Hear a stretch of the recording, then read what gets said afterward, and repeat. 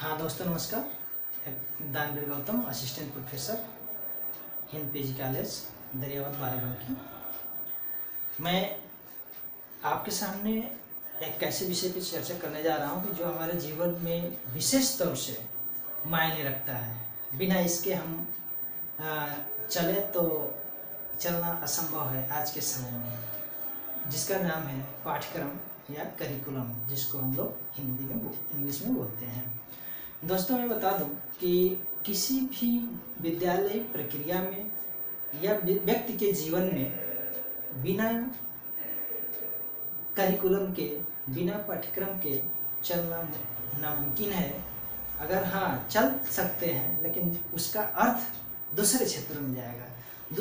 वो आप अपने लक्ष्य को प्राप्त नहीं कर सकते हैं यदि हम अपने पाठ्यक्रम पे चर्चा न करें तो दोस्तों हम देखते हैं कि पाठ्यक्रम क्या है, पाठ्यक्रम पे का अर्थ क्या है, पाठ्यक्रम का संकुचित अर्थ क्या है, विस्तृत अर्थ क्या है। इन सारी चीज़ों पे हम आपसे चर्चा करेंगे और देखते हैं।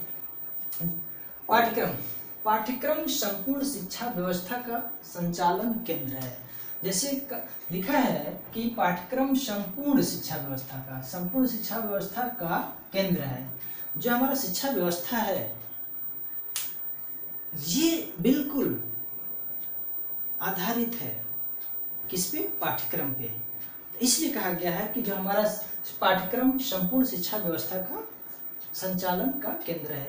हम जो भी प्रक्रियाएं अपने विद्यालय स्तर पर करते हैं, अपने बच्चों के साथ करते हैं, उन सभी का एक ही उद्देश्य है कि जो शिक्षा का कार्य हम कर रहे हैं, जो व्यवस्थाएं हमारी हैं, वो किस पे है? पाठ्यक्रम को केंद्र मानकर करता है कि हम अपने पाठ्यक्रम पे कितना अधिक और कितना जल्दी कार्य करें, जिससे कि हमारा जो बालक है, हमारा जो स्टूडेंट है, अपने विषय को लेकर के, अपने पाठ्यक्रम को लेकर के संतुष्ट हो जाए और उसको उस तरह की जानकारी मिल सके। तो अब नेक्स्ट देखते हैं कि पाठ्यक्रम शिक्षा के उद्देश्यों की पूर्ति में महत्वपूर्ण भूमिका निभाती है। दोस्तों मैं बता दूं कि यदि हमारा कोई उद्देश्य यदि नहीं होता है, अगर व्यक्ति का कोई उद्देश्य नहीं होता है तो वो अपने उद्देश्य से, अपने मार्ग से भटक जाता है। हम सोचें कि हम बिना उद्देश्य के अपने कार्य को पूरा कर लें, अपने कार्य को कहीं कर लें, तो ये संभव नहीं है। जो लोग भी इस कार्य को अगर बिना उद्देश्य करते हैं, बिना गोल बनाए करते हैं, बिना उनका लक्ष्य नहीं है, तो दोस्तों इस तरह आप सही दिशा में अपनी शिक्षा व्यवस्था को नहीं ले जा सकते हैं। सबसे बड़ी चीजें हैं कि हमें क्या है, हमें कोई भी जो शिक्षा व्यवस्था है, उस शिक्षा व्यवस्था में जो हमारा उद्देश्य वर्क करता है, उद्देश्य का क्या है कि हम पाठ्यक्रम जो मेन है, ये हमारा पाठ्यक्रम का उद्देश्य क्या है कि हम समय से अपने पाठ्यक्रम को, अपने विषय वस्तु को समाप्त करके एक ऐसे मार्ग पर चलें जिससे कि हमारे समस्त विद्यार्थियों का, हमारे विद्यालय स्तर के समस्त क्रियाकलाप समय से पूरा हो सके। दोस्तों हम देखते हैं कि पाठ्यक्रम का अर्थ क्या है। पाठ्यक्रम का अर्थ अब हम देखते हैं कि यह अंग्रेजी भाषा के करिकुलम शब्द का हिंदी रूपांतरण है। जैसा कि हम जानते हैं कि जो करिकुलम है हिंदी भाषा, करिकुलम है जो अंग्रेजी भाषा का हिंदी रूपांतरण पाठ्यक्रम है। करिकुलम शब्द लैटिन भाषा से अंग्रेजी भाषा में लिया गया है। जब हम देखते हैं जो करिकुलम है, ये जो शब्द लिया गया है, किससे लिया गया है? लैटिन भाषा से लिया गया है। किस में लिया गया है? अंग्रेजी भाषा में लिया गया है। दोस्तों इस तरह से कई सारे क्वेश्चन बन सकते हैं कि जो हमारा करिकुलम है ये पहले किससे लिया गया है? लैटिन भाषा से लिया गया है। किस में लिया गया है? अंग्रेजी भाषा में या इंग्लिश लैंग्वेज में लिया गया है। देखते हैं कि करिकुलम का जो लैटिन शब्द, करिकुलम लैटिन शब्द कुर्रेर से बना है। कुर्रेर से बना है। लैटिन शब्द किससे बना है? कुर्रेर से बना है। ये भी प्रश्न अब आते हैं कि जो करिकुलम है, करिकुलम लैटिन के किस शब्द से बनाया गया है दोस्तों? किससे बनाया गया है? कुर्रेर से बनाया गया है। इसका अर्थ क्या है? दौड़ का मैदान। इसका अर्थ जो है दौड़ का मैदान होता है, दौड़ का मैदान होता है। दूसरे शब्दों में हम कहते हैं कि करिकुलम वह क्रम है जिसे किसी व्यक्ति को अपने गंतव्य स्थान पर पहुंचने के लिए पार करना होता है। अतः पाठ्यक्रम वह साधन है जिसके द्वारा जीवन के लक्ष्यों की प्राप्ति होती है। 2-3 चीजें आपको देखने को मिलेंगी इसमें। क्या है? व्यक्ति को अपने गंतव्य स्थान तक क्या करता है? पहुंचाता है। व्यक्ति को अपने गंतव्य स्थान तक पहुंचाता है, अर्थात कि हम ये मानकर चलते हैं कि हमको यहाँ से 200 किलोमीटर जाना है, तो 200 किलोमीटर जाने के लिए हमको एक ऐसी रणनीति बनानी पड़ेगी कि 200 किलोमीटर को हम अचीव कैसे करेंगे, हम अपनी डेस्टिनी तक कैसे पहुँचेंगे। तो उस तरह का कार्य हमारा पाठ्यक्रम करता है शिक्षा व्यवस्था में, और देखता है कि हमारा जो शिक्षा व्यवस्था है, अगर मान लीजिए कि 6 महीने का अगर वर्क है तो 6 महीने में हमको पहुंचने के लिए, अपने सिलेबस को समाप्त करने के लिए हम कैसे, कौन ऐसी रणनीति लगाएंगे कि हमारे सारी टॉपिकें, हमारे सारे पेपर समाप्त हो जाए और हम अपने समय से अपने गंतव्य पे पहुंच सकें। वही कहा गया है कि करिकुलम वह क्रम है जिसे किसी व्यक्ति को अपने गंतव्य स्थान पर पहुंचने के लिए पार करना होगा। अतः पाठ्यक्रम वह साधन है, ये भी कहा जा सकता है कि पाठ्यक्रम वह साधन है जिसके द्वारा जीवन के लक्ष्यों की प्राप्ति होती है। पाठ्यक्रम हमारे लिए क्या है? एक साधन है, या करिकुलम एक साधन है हमारे जीवन के लक्ष्यों को प्राप्त करने के लिए। हम अपने जीवन के लक्ष्य को किसके द्वारा? एक मार्गदर्शक होता है, मार्गदर्शक के रूप में ये हमारा कार्य करता है पाठ्यक्रम, और ये पाठ्यक्रम हमें समझाता है कि हमें कहाँ लेकर चलना है। हम इस चीज़ को अच्छी तरह से जान सकते हैं। देखते हैं कि कहा गया है पाठ्यक्रम अध्ययन की निश्चित एवं तर्कपूर्ण क्रम है। निश्चित एवं तर्कपूर्ण, 2 चीजें इसमें। पाठ्यक्रम क्या है? अध्ययन का, हमारे अध्ययन के लिए किसका है? निश्चित और तर्कपूर्ण क्रम है, जिसके माध्यम से शिक्षार्थी का विकास किया जा सकता है या किया जाता है। और इसमें क्या है? नवीन ज्ञान एवं अनुभवों को ग्रहण करता है। कहता है कि जिससे विद्यार्थी नवीन ज्ञान एवं अनुभव को ग्रहण करता है। पाठ्यक्रम के द्वारा ही व्यक्ति के सामने जो ज्ञान आते हैं, जो सीखता है, वो एक नवीन ज्ञान होता है और कुछ उससे नई चीजें, नए अनुभव को भी सीखता है दोस्तों। तो आप देख रहे हैं कि क्या है कि पाठ्यक्रम अध्ययन की क्या है? निश्चित एवं तर्कपूर्ण क्रम है, जिसके माध्यम से शिक्षार्थी का विकास किया जाता है तथा नवीन ज्ञान एवं अनुभव को ग्रहण करता है। नवीन ज्ञान एवं अनुभव को ग्रहण करता है। अब हम देखते हैं, हमने बताया था कि संकुचित अर्थ क्या है। पाठ्यक्रम का संकुचित अर्थ क्या है, इसको थोड़ा सा जान लेते हैं। पाठ्यक्रम केवल विभिन्न विषयों के पुस्तकीय ज्ञान पर ही सीमित है। विभिन्न विषय, पाठ्यक्रम कहा गया है कि पाठ्यक्रम केवल विभिन्न विषयों के पुस्तकीय ज्ञान तक सीमित है। पुस्तकीय ज्ञान तक सीमित है दोस्तों, कहा गया है। तो आप संकुचित अर्थ का है, कहना है कि पाठ्यक्रम या पाठ्यचर्या ऐसा है कि केवल किताबी ज्ञान प्रोवाइड कराता है, किताबी ज्ञान सीखते हैं हम उससे। ये हमारा संकुचित है, इसका कोई ऐसा नहीं लोग कह दें कि ये इससे बहुत कुछ सीखते, नहीं। इसका बस एक है कि संकुचित अर्थ में अगर हम देखते हैं तो कहा जाता है कि पाठ्यक्रम क्या करता है? हमको किताबी ज्ञान सिखाता है, केवल और केवल ज्ञान सिखाता है, इतना है। और जब हम व्यापक अर्थ में देखते हैं दोस्तों, व्यापक अर्थ जो हम देखते हैं तो बताता है कि पाठ्यक्रम के अंतर्गत वे सभी प्रकार के अनुभव, पाठ्यक्रम के अंतर्गत वे सभी प्रकार के अनुभव आ जाते हैं जिसे नई पीढ़ी अपने पुरानी पीढ़ियों से प्राप्त करते हैं। क्या करती हैं? देखिए, पाठ्यक्रम के अंतर्गत वे सभी प्रकार के अनुभव आ जाते हैं जिसे नई पीढ़ी अपने पुरानी पीढ़ियों से प्राप्त करते हैं। किससे प्राप्त करते हैं? अपनी पुरानी पीढ़ियों से प्राप्त करते हैं। और साथ ही विद्यालय में रहते हुए अध्यापक के संरक्षण में छात्र जो भी क्रियाएं करता है वह सभी पाठ्यक्रम के अंतर्गत आती हैं तथा इसके अतिरिक्त विभिन्न पाठ्यक्रम क्रियाएं भी इसमें समाहित होती हैं। दोस्तों, व्यापक अर्थ जैसा कि आप जानते हैं कि व्यापक नाम से ऐसा लग रहा है कि बहुत सारी चीजें हमारे पाठ्यक्रम में आती हैं। विद्यालय से संबंधित एक बच्चा, एक छात्र जब शिक्षक के संपर्क में हमेशा रहता है तो नई ज्ञान, नए अनुभव सीखता है। और साथ ही साथ विद्यालय में होने वाले वे सभी कार्य जो कि पाठ्यक्रम के अंतर्गत आते हैं, सब कुछ व्यक्ति सीखता है। और क्या सीखता है?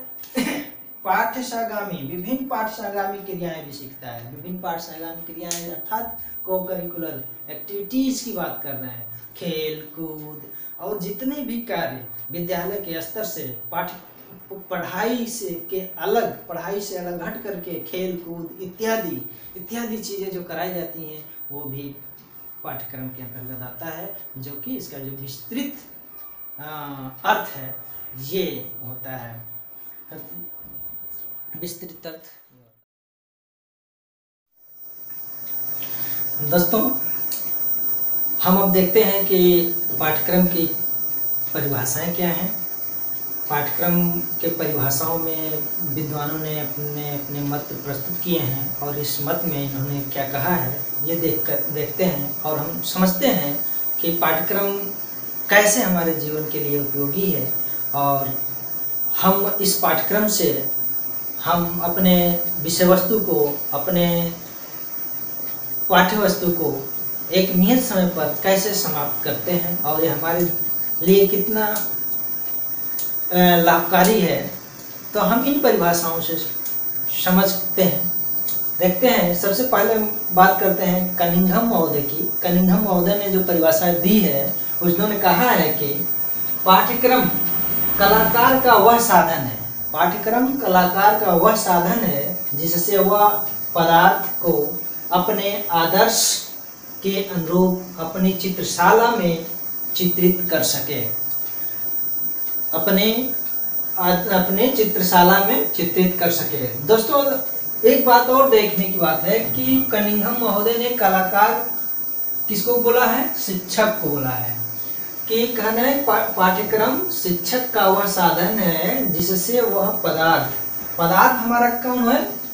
विद्यार्थी है, को अपने आदर्श किसको बोला है? उद्देश्य को बोला है के अनुरूप अपनी चित्रशाला में। चित्रशाला अर्थात हमारी चित्रशाला क्या है? कलाकार का जो स्थान होता है वो चित्रशाला होता है। और विद्यार्थी और टीचर के लिए विद्यालय है या कक्षा है जिसमें कि अपने चीज़ों को, अपने छात्रों को या अपने चित्रों को चित्रित करता है। या दूसरे शब्दों में कहा जाए कि पाठ्यक्रम शिक्षक का वह साधन है जिससे वह पदार्थ या विद्यार्थी को अपने आदर्श उद्देश्य के अनुरूप अपनी चित्रशाला में या कक्षा में चित्रित कर सके। तो हम लोगों ने देखा कि कनिंघम महोदय ने कहा कि इन्होंने एक शिक्षक को चित्रकार की संज्ञा दिया है, विद्यार्थी को पदार्थ की संज्ञा दिया है, आदर्श को, चित्रकार के आदर्श को उद्देश्य की संज्ञा दिया है और चित्रशाला जो है विद्यालय की संज्ञा दिया है या कक्षा की संज्ञा दिया है। तो हम दूसरे एक शब्द में कह सकते हैं कि पाठ्यक्रम शिक्षक का वह साधन है जिससे वह शिक्षार्थी को अपने उद्देश्यों के अनुरूप अपनी विद्यालय में या कक्षा में चित्रित या शिक्षित करता है। फिर दूसरे एक महोदय सेलर एवं अलेक्जेंडर महोदय ने कहा है। क्या कहा है देखते हैं। पाठ्यक्रम व्यक्ति को शिक्षित करने का वातावरण है। कह रहे हैं कि जो पाठ्यक्रम है किसको करता है, व्यक्ति को क्या करता है, एक वातावरण प्रस्तुत करता है। 4 इसमें मुख्य बिंदु को हम देख सकते हैं कि पाठ्यक्रम क्या है, पाठ्यक्रम व्यक्ति को शिक्षित करने का एक वातावरण है। दोस्तों, इससे हम समझ जाते हैं कि बिना वातावरण का हम किसी व्यक्ति को या शिक्षा को अच्छी तरह से हम अप्लाई नहीं कर सकते हैं, बच्चों को नहीं पढ़ा सकते हैं।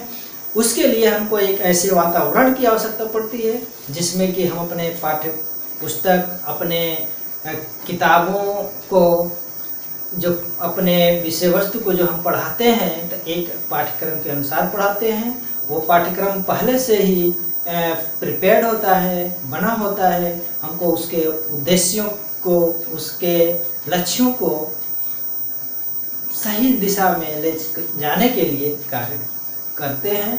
उसका जो माध्यम है वो पाठ्यक्रम है। और पाठ्यक्रम को यहाँ सेलर एवं अलेक्जेंडर ने एक वातावरण की संज्ञा दी है, वातावरण की संज्ञा दी है। और नेक्स्ट हम देखते हैं कि ये तो रहे सेलर। अब शिक्षा आयोग 1964 और 66 में क्या कहा गया है पाठ्यक्रम को, इस पे चर्चा कर लेते हैं। विद्यालय पाठ्यक्रम अधिगम अनुभव की समग्रता है जो विद्यालयों द्वारा छात्रों को विद्यालय में या उनके बाहर बहुमुखी क्रियाओं द्वारा प्रदान की जाती है। वे समस्त क्रियाएं विद्यालय के परिनिरीक्षण में संचालित की जाती है। क्या इसका अर्थ है? इसका अर्थ है कि जो हम विद्यालय में अपने विषय वस्तु को पढ़ते हैं, सीखते हैं, अनुभव करते हैं, वो छात्रों को अब विद्यालय में या उनके बाहर भी बहुमुखी की संज्ञा दिया कि बहुमुखी क्रियाओं द्वारा प्रदान की जाती है। दोस्तों, बहुमुखी का अर्थ है कि हम बच्चे को सिखाने के लिए भिन्न भिन्न क्रियाकलाप करते हैं। इन भिन्न क्रियाकलापों के माध्यम से बालक को हम लोग सिखाते हैं, जिससे कि बालक अपने जीवन में चीज़ों को अच्छी तरह से उतारता है और नई नई अनुभव को सीखता है। और क्या है, कह रहे हैं कि विद्यालय के परिनिरीक्षण में संचालित की जाती है। अर्थात जो भी क्रियाएं हम लोग करते हैं, जो भी समस्त क्रियाएं करते हैं, वो विद्यालय के निरीक्षण या परिनिरीक्षण में करते हैं, उसकी देख रेख में करते हैं। उसके ऐसा नहीं कि अनजान में, उसके देख रेख में करते हैं और इस चीज़ को हम आगे बढ़ाते रहते हैं। नेक्स्ट हम देखते हैं कि जॉन डेवी ने क्या कहा है, पाठ्यक्रम को जॉन डेवी ने किस तरह से परिभाषित किया है, इसको हम देखते हैं। सीखने का विषय या पाठ्यक्रम पदार्थों, विचारों और सिद्धांतों का चित्रण है जो निरंतर उद्देश्यपूर्ण क्रियान्वेषण से साधन या बाधा के रूप में आ जाते हैं। साधन या बाधा के रूप में आ जाते हैं। कहने का है अर्थ साफ साफ कि सीखने का विषय जिससे हम लोग सीखते हैं वो पाठ्यक्रम या पदार्थ, विचार और जो हमारे सिद्धांत है उसका किस तरह से चित्रण करते हैं, किस तरह से उसको निरूपित करते हैं, किस तरह से उसको बनाते हैं, जो कि हमारे उद्देश्य को निरंतर प्राप्ति के लिए क्रियान्वेषण अर्थात नई नई चीज़ों के माध्यम से हम उसको बालक को सिखाने की बात कर रहे हैं, जिससे कि बालक अपने पाठ्यक्रम को सही तरह से समाप्त कर सके और उससे सही चीज़ें सीख करके सकारात्मक क्षेत्रों में कार्य कर सके।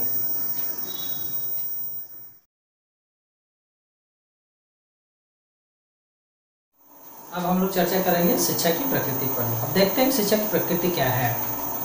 शिक्षा की संपूर्ण व्यवस्था पाठ्यक्रम पर केंद्रित होती है। कहा जाता है कि जो शिक्षा की व्यवस्था है वो पूर्ण रूप से पाठ्यक्रम पर ही केंद्रित है, पाठ्यक्रम पर ही आधारित है। अगर पाठ्यक्रम ना हो तो शिक्षा व्यवस्था सही तरह से सही दिशा में नहीं जा सकता है। दूसरा जो कहा जा रहा है कि पाठ्यक्रम द्वारा शिक्षा के उद्देश्यों की प्राप्ति की जा सकती है। जो शिक्षा के उद्देश्य हैं, अगर पाठ्यक्रम नहीं है, बिना पाठ्यक्रम का हम किसी भी उद्देश्य को प्राप्त नहीं कर सकते हैं शिक्षा का, और शिक्षा के क्षेत्र में यदि है तो। और नेक्स्ट कहा जा रहा है कि शिक्षक एवं विद्यार्थी पाठ्यक्रम को केंद्र में रखकर, शिक्षक एवं विद्यार्थी क्या करते हैं, पाठ्यक्रम को केंद्र में रखकर विचारों के आदान प्रदान द्वारा किसी चीज को सीखते हैं तथा व्यवहार में परिवर्तन लाते हैं। क्या कह रहा है कि पाठ्यक्रम को क्या करते हैं ये लोग, पाठ्यक्रम को केंद्र में रखते हैं और अपने विचारों का आदान प्रदान करके और किसी भी चीज को सीखते हैं और उससे सीख करके जो अपने व्यवहार में परिवर्तन लाते हैं, ये शिक्षा की प्रकृति का एक गुण है। और पाठ्यक्रम नेक्स्ट है, पाठ्यक्रम से ही छात्र जीवन जीने की कला सीखते हैं। बहुत इम्पोर्टेंट पॉइंट है कि कभी कभी इस तरह का एक क्वेश्चन आता है कि पाठ्यक्रम से ही छात्र जीवन जीने की कला सीखते हैं, इसके बारे में लिखें, टिप्पणी लिखें। तो टिप्पणी वगैरह लिखा जाता है, एक इस तरह का एक पॉइंट है।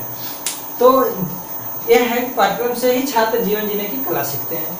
और पाठ्यक्रम ना हो तो कोई भी चीज क्रमबद्ध तरीके से, चरणबद्ध तरीके से आप नहीं कर सकते हैं। इसलिए हमें शिक्षा के क्षेत्र में यदि हम हैं तो हमको पाठ्यक्रम को फॉलो करना पड़ेगा। नेक्स्ट देखते हैं कि पाठ्यक्रम सदैव पूर्ण नियोजित होती है। इसमें निहित क्रियाओं को आवश्यकता अनुसार एकाएक विकसित नहीं किया जा सकता। कहा जाता है कि यदि किसी भी क्लास के लिए हमें पाठ्यक्रम की डिजाइन करनी है, पाठ्यक्रम को तैयार रखना है, तो वो पहले से बनाया हो जाता है। एकाएक किसी भी क्लास को पढ़ाने के लिए हम सोचें कि पाठ्यक्रम का निर्धारण कर लें तो ऐसा संभव नहीं है। उसके लिए हमको बहुत प्रयास करना पड़ता है। और आगे कहा जाता है कि पाठ्यक्रम के प्रमुख 4 आधार होते हैं। 4 आधार कौन कौन से हैं उसको हम लोग देखते हैं कि पाठ्यक्रम के आधार कौन से हैं। पहला जो है सामाजिक शक्तियाँ।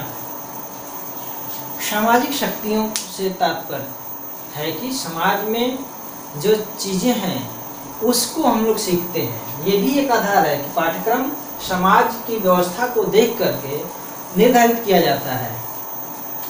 दूसरा है स्वीकृत सिद्धांतों द्वारा प्राप्त मानव विकास का ज्ञान। जितने भी सिद्धांत हमारे सामने आते हैं और स्वीकृत हैं, उन सिद्धांतों को देख करके ही क्या करता है, स्वीकृत सिद्धांतों द्वारा प्राप्त मानव विकास का ज्ञान, जो हम लोग ज्ञान सीखते हैं, हमारे जो मानव की विकसित मस्तिष्क है और उन सारी चीज़ों को जो कि सिद्धांत पहले से जो स्वीकृत हो चुके हैं, जिनको मान्यता मिल चुकी है, उन मान्यताओं के आधार पर मनुष्य अपने ज्ञान का विकास करता है। नेक्स्ट कहा गया है कि अधिगम का स्वरूप ये है कि लड़का जो क्लास का स्तर होता है, अगर हम जिस भी क्लास के लिए, जिस भी कक्षा के लिए पाठ्यक्रम का निर्धारण कर रहे हैं, पाठ्यक्रम को बना रहे हैं, तो हमको ये देखना है कि जिस क्लास के बच्चों के लिए हम बना रहे हैं, क्या उस कक्षा के बच्चे अधिगम करने में सक्षम हैं उस कंटेंट को, उस विषय वस्तु को, उस पाठ्यक्रम को। तो हमको क्या करना है, अधिगम का स्वरूप देखना है, अधिगम की प्रकृति देखना है, वो किस तरह की है। नेक्स्ट है ज्ञान और संज्ञान का स्वरूप। इसी के ज्ञान और संज्ञान का स्वरूप देखते हैं कि किसी व्यक्ति को ज्ञान है तो क्या ज्ञान और संज्ञान 2 चीजें हैं, एक नॉलेज और एक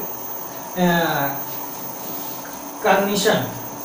संज्ञान की बात करते हैं, समझ की बात करते हैं, कम्प्रिहेंशन की बात करते हैं। कोई भी ऐसी चीज़ है कि हम अगर हमें मालूम है कि ये पेन है, ये हम देख रहे हैं कि पेन है, ठीक है, ये हमें ज्ञान है कि इससे हम लिखते हैं, ये हमें संज्ञान है कि ये जो है लिखने का कार्य करती है। आगे हम बात करते हैं कि पाठ्यक्रम किसी विशिष्ट आयु वर्ग के बच्चों की शिक्षा के लिए निर्मित होती है। सही है, अगर हम जो भी पाठ्यक्रम तैयार करते हैं उसके लिए हमारे कक्षा का, हमारे बच्चों का ध्यान अगर नहीं रखते हैं तो हमें पाठ्यक्रम निर्धारण में डिस्टर्बेंस आएगा, हम पाठ्यक्रम का निर्धारण सही तरह से नहीं कर पाएंगे और इससे हमें समस्या महसूस होगी। तो इसीलिए कहा जाता है कि पाठ्यक्रम का निर्धारण कक्षा के आयु वर्ग के बच्चों के अनुसार होना चाहिए।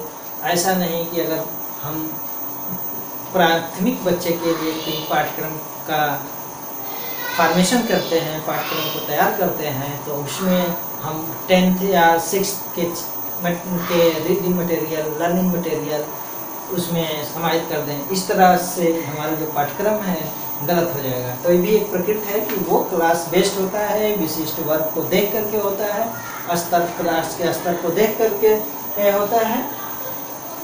नेक्स्ट देखते हैं कि पाठ्यक्रम के लक्ष्य। पाठ्यक्रम के लक्ष्य एवं प्रयोजन उससे संबंधित शैक्षिक उद्देश्यों से निर्दिष्ट होती है। मतलब कि जो भी लक्ष्य है, जो भी हम लोग लक्ष्य तैयार करते हैं, तो वो शैक्षिक किस तरह से हमारे उद्देश्यों को पूर्ण करेगा। जो हमारा उद्देश्य होता है उस उद्देश्य को पूर्ण करने के लिए हम पाठ्यक्रम का निर्धारण करते हैं और उस पर आधारित होती है। और ये ही उद्देश्य, जो उद्देश्य हम बनाते हैं, ये उद्देश्य ही हमारे साध्य हैं और जिस माध्यम से हम अपने उद्देश्य की प्राप्ति करते हैं वह साधन अर्थात पाठ्यक्रम है। पाठ्यक्रम अध्यापक के अनुदेशों को नियोजित करने में सहायक होती है।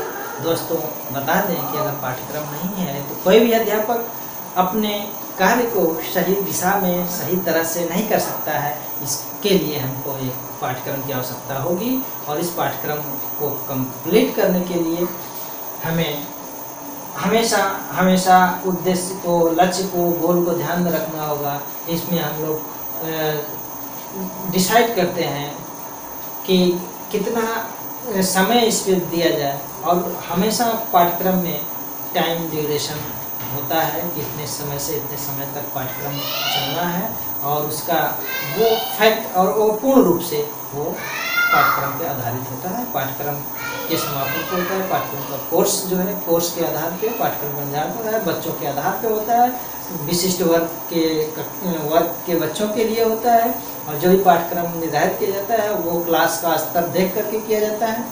तो ये सारी चीज़ें हम देखें कि